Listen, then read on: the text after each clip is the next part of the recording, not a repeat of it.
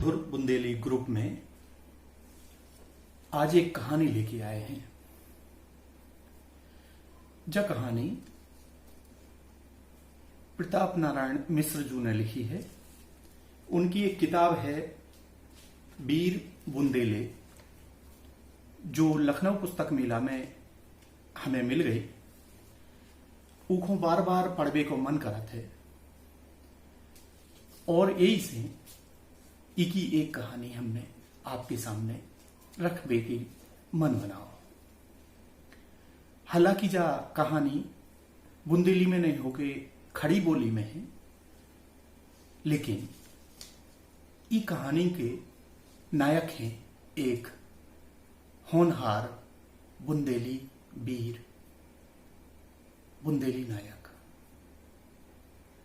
कहानी को शीर्षक है होनहार बिरवान के होत चीकने पात, या कहें लल्ला के लक्षण पलना में दिखात। होनहार बिरवान के होत चीकने पात यह विधाता का कोई शाश्वत सिद्धांत या नियम नहीं है। वास्तविकता तो यह है कि मनुष्य अपने पूर्व जन्मों के कर्म फल को लेकर पैदा होता है। एक प्रकार से उसकी जीवन यात्रा के पथ में वह संबल का कार्य करता है। वंशानुगत संस्कार तो केवल उसके जीवन को एक दिशा ही प्रदान करने में सहायक होते हैं। व्यक्ति अपने कर्तृत्व, पुरुषार्थ और सुकर्म अथवा कुकर्म से उसे अच्छे या बुरे में बदल भी सकता है। मैं जिस समय की कथा कह रहा हूं, उस समय देशभक्त बुंदेलों के अंतःकरणों में घोर निराशा घर कर रही थी। एकमात्र आशा के केंद्र थे चंपत राय। वह भी वृद्ध हो रहे थे। लंबे अंतराल तक अपनों से और परायों से भी लड़ते रहने के कारण उनका शरीर पूरी तरह से जर्जर हो चुका था। स्वार्थी बुंदेली शासकगण विदेशियों का साथ देने लगे थे। फिर भी उन्होंने स्वातंत्र युद्ध की आग को मंद नहीं पड़ने दिया। मुगल सेना चंपत राय के पीछे हाथ धोकर पड़ी थी। उनको जीवित या मृत पकड़ने के लिए मुगल सल्तनत ने अपनी एड़ी चोटी की ताकत लगा दी थी। उनको एक स्थान से दूसरे स्थान पर भटकना, भागना पड़ता। घोड़ा ही उनका आवाज था। उनके पास कोई राजपाट तो था नहीं। एक छोटी सी जागीर थी, वह भी देश के भेंट चढ़ गई थी। ऐसे भीषण संकट के काल में संवत 1706 के ज्येष्ठ शुक्ल तृतीया 4 मई 1649 के दिन लाल कुंवर ने एक पुत्र को जन्म दिया। कालांतर में वही देश धर्म रक्षक, गो ब्राह्म प्रतिपालक चंपत राय का पुत्र छत्रसाल के नाम से विख्यात हुआ। पूत के पांव पालने में ही देखने लगते हैं। यह उक्ति छत्रसाल के जीवन में अक्षरशः चरितार्थ हुई थी। चंपत राय के पुत्र छत्रसाल का लालन पालन और शिक्षा का दायित्व उनके ननिहाल पर आया। मां तो छाया के समान सदा पति के साथ रहती। यदि छत्रसाल की लौकिक शिक्षा तो नाम मात्र की ही हुई थी, किंतु क्षत्रियोचित शस्त्र अस्त्र के संचालन का ज्ञान उनको मामा की देखरेख में मिला था। मामा का यही सबसे बड़ा उपकार था बालक छत्रसाल पर। अल्पायु में ही तलवार, कटार, धनुष, बाण और बंदूक चलाने में वे ऐसे निष्णात हो गए थे कि जैसे जन्म से ही इनको सीख कर आए हों। घुड़सवारी, कुश्ती, पैंतरेबाजी में तो उनका कोई जोड़ ही न था। छत्रसाल और शिवाजी के जीवन में बड़ी साम्यता थी। शिवाजी को जैसे गुरु कोंडदेव और तदनंतर स्वामी समर्थ रामदास मिले, वैसे ही छत्रसाल को मिले स्वामी प्राणनाथ प्रभु, लाल कुंवरी और चंपत राय। ऐसे मां बाप मिले। उनके पुण्य कर्मों का ही सुफल था यह। शिवाजी को भी ऐसी ही माता जीजाबाई और पिता शाहजी भोंसले प्राप्त हुए थे। वीर माता लाल कुंवरी अपने इस नन्हे शिशु को समझाती, बेटा आज देश पराधीन है। मुसलमानों के विदेशी राज्य में भारतीय लल्लाओं, मां बेटियों की इज्जत सुरक्षित नहीं है। उनके द्वारा हमारे श्रद्धा स्थल, मंदिर, देवालय ढाए जा रहे हैं। उनकी रक्षा करना हमारा धर्म है। छत्ता अन्याय पाप है, उसको सहन करना महापाप। राम और कृष्ण ने भी अन्यायियों का विनाश किया था। बालक के मन और मस्तिष्क को मां ने बहुत प्रभावित किया था। अंतःकरण में संवेदनशीलता, धैर्य, साहस, निर्भीकता आदि गुण उनको माता पिता से मिले थे। इसमें कोई अतिशयोक्ति नहीं। कभी कभी बालक तो भजन कीर्तन में ऐसा एकाग्र हो जाता कि उसे तन की सुधबुद्धि न रहती। एक बार की बात है, महोबा में चेतन गोपाल के मंदिर में भगवान की प्रतिमा के सामने बैठ गए। एकदम समाधिस्थ से हो गए। बालकों द्वारा बहुत हिलाने ढुलाने पर उनकी समाधि टूटी। उनको देखकर लोग उनकी समय से कहने लगे थे कि यह बालक अवश्य ही कोई बड़ा योगी बनेगा अथवा छत्रपति। बुंदेलों की आराध्य देवी हैं विंध्यवासिनी। पहाड़ी पर स्थित इस मंदिर में सदैव घंटे घड़ियाल गूंजते रहते। उससे सारा क्षेत्र निनादित होता रहता। गली कूचों में फल, फूलों, मालाओं और पूजा सामग्री की दुकानें सजी रहती। उस दिन तो विशेष रूप से सजी थी। देवी की विशेष पूजा का आयोजन था। आसपास के सहस्रों नर नारी वहां पर एकत्रित हुए थे। सभी के चेहरे खिले हुए थे। लोगों के हृदय में बरबस पावित्र का भाव स्फुरित हो रहा था। स्थान स्थान पर चलने वाले हवन यज्ञ की सुगंध से सारा वातावरण महमहा रहा था। बालक छत्रसाल भी उस दिन अपनी बालटोली के साथ माता के दर्शन को गया था। अति प्रातः ही दैनिक क्रिया स्नान आदि से निवृत्त हो वे सभी बानरों के समान उछलते कूदते पास के बगीचे में जा पहुंचे। भांति भांति के विविध रंगों के पुष्पों से पुष्प वाटिका लदी हुई थी। बालकों की कमरों में तलवारें और हाथों में डोलचियां थी। बड़ी तन्मयता से वे फुदक फुदक कर फूलों को चुन रहे थे। तभी सभी में होड़ लगी हुई थी कि कौन अधिक पुष्पों को चुनता है और ले जाकर माता के चरणों में चढ़ाता है।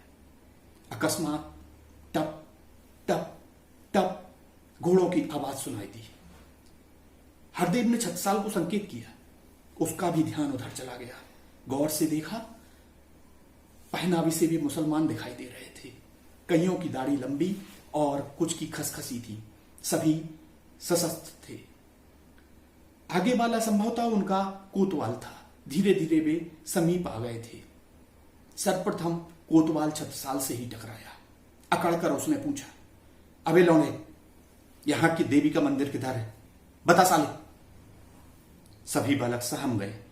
छत्रसाल को उसके बोलने का ढंग अच्छा नहीं लगा। बोलो, क्या बात है? देवी मां के मंदिर दर्शन करने आया है क्या? थोड़ा ठहर, अगर ठीक से चलना है तो चल हमारे साथ। थोड़ी देर में हम भी उधर को ही जाएंगे। उपेक्षा के भाव से उसी प्रकार से छत्रसाल ने प्रत्युत्तर में कहा। उन दिनों मंदिरों की प्रतिमाओं को भंग करना, उनका तोड़ा जाना सामान्य सी बात हो गई थी। मुसलमानों द्वारा उनको विध्वंस करने की घटनाएं आए दिन होती रहती थी।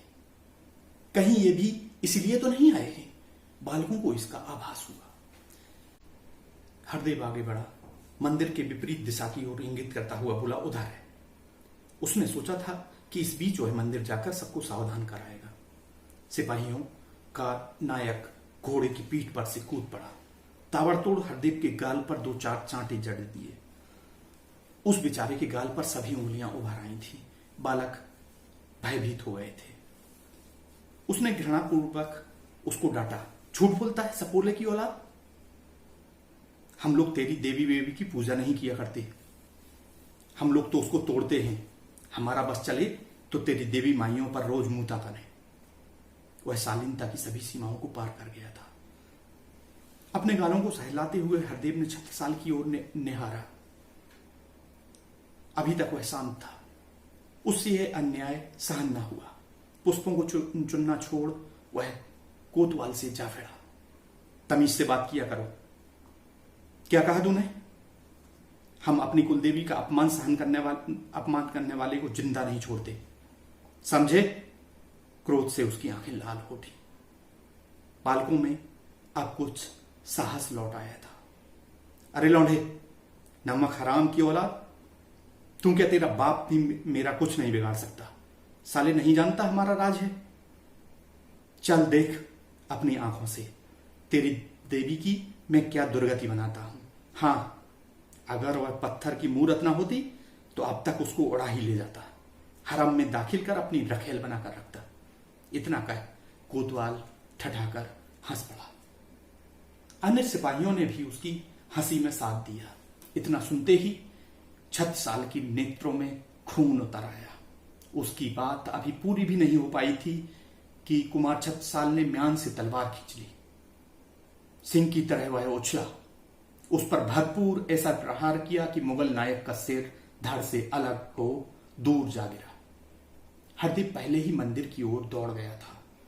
मुसलमान मंदिर पर आक्रमण करने आ रहे हैं। छत्रसाल उनको रोके खड़ा है। इस समाचार को सुनते ही मंदिर में उपस्थित बुंदेलों के शरीर में जैसे आग लग गई। सैकड़ों की संख्या में वे अपनी तलवारें ले बाग की ओर दौड़ पड़े। जब तक मुगल संभलते उन्होंने सैनिकों को चारों ओर से घेर लिया था। जय विंध्यवासिनी मैया की के गगन भेदी जय कुहो सुन उनके छक्के छूट गए। बात इस सीमा तक जा पहुंचेगी, मुगलों ने इसकी कल्पना भी न की थी। इसे अभी तक वे बच्चों का खेल तमाशा ही समझ रहे थे, अतः हक्के बक्के से रह गए थे। दो एक ने प्रतिरोध किया था, किंतु छत्रसाल ने फुर्ती से उनकी भी वही दशा कर डाली थी जैसी कि पहले वाले की हुई थी। अब तो बुंदेलों की संख्या अधिक हो गई थी, यवन कम थे। वे भी अपने ही कोतवाल तथा अन्य साथियों के समान मारे जाएंगे सोचकर बिना टकराए ही भाग खड़े हुए। बुंदेलों ने वीर बालक को हाथों हाथ ऊपर उठा लिया। अपने कंधे पर बिठाकर उसकी जय जयकार करते उसे मंदिर के प्रांगण में ले आए। मंदिर में एकत्रित विशाल जनसमूह उस बालक के पराक्रम को देख फूला न समाया। बड़े बूढ़ों ने उस दिन निराशा के घने बादलों की छाती को चीर एक नई आशा की किरण के रूप में बाल छत्रसाल को उभरते देखा। देशभक्त बुंदेलों में विश्वास का अंकुर जगा कि चंपत राय की अधूरी आकांक्षा को यही बालक पूरा करेगा। अब ना तो कोई मंदिर टूटेगा और ना ही हिंदू धर्म ग्रंथों की होली जलेगी। पुनः स्वतंत्रता का परचम बुंदेलखंड पर फहराएगा। युवकों ने उसमें हिंदू धर्म रक्षक अपनी भावी महान सेनापति देखा। पुजारी ने तो उस बाल नायक का बड़े सम्मान के साथ मंदिर में टीका किया था। तब किसी को क्या पता था कि मानो विंध्यवासिनी माता ने ही पुजारी के रूप में इस बालक को छत्रधारी होने का आशीर्वाद दे दिया था। तो ये थी आज की कहानी, होनहार बिरवान के होत चीकने पात, या बुंदेली में कहें तो ललना के लक्षण पलना में देखा जाता। धन्यवाद।